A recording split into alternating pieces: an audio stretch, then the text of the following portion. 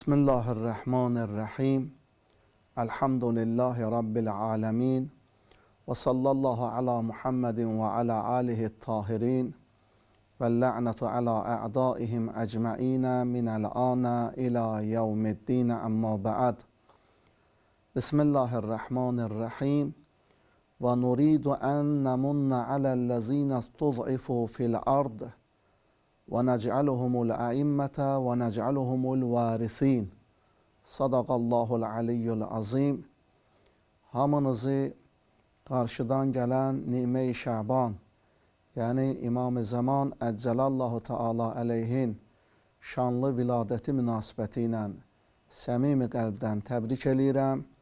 Allah Təbarəkə və Teala gözlərimizi İmam-ı Zamanın zuhuru ilə münəvvər eləsin, qəlblərimizi İmam-ı Zamanın gəlişi ilə şad eləsin inşallah. Gördüyümüz kimi Qur'an-ı Kərimdə Qəsəs surəsi 5-ci ayədən siz əzizlər üçün tilavət elədim ki, Allah Təbarəkə və Teala o zamandan söhbət eləyir ki, Allah o zaman yer üzərində haqqı əlindən alınmış məzlum xalqları varislərlə, həqiqi salih bəndələrini yer üzərinə varis eləməklə sevindirməkdən söhbət açır. Allahın salih bəndələrinin ağası, Allahın salih bəndələrinin öndə gedəni Əba Salih ləqəbli İmam-ı Məhdi Əccelallahu Teala əleyh dini rəvayətlərimizdə, hədislərimizdə və Qur'an-ı Kərimdə göstərilən işarətlərdə yalnız axirət zamanda yer üzəri haqq və ədalətdən məhrum olanda, zülm və haqsızlığa qərq olunanda Allah Təbarəkə və Teala tərəfdən qeybdə saxlanılmış İmam-ı Məhdi Əccelallahu Teala əleyhi ki, Həzrət Muhammed el-Mustafa sallallahu aleyhi və alihin nəslindəndir, Əli və Fatimənin evladlarındandır, axirət zamanda zuhur edəcək və Həzrət Məsih salamullahi aleyh, İsa Məsih aleyhissalam da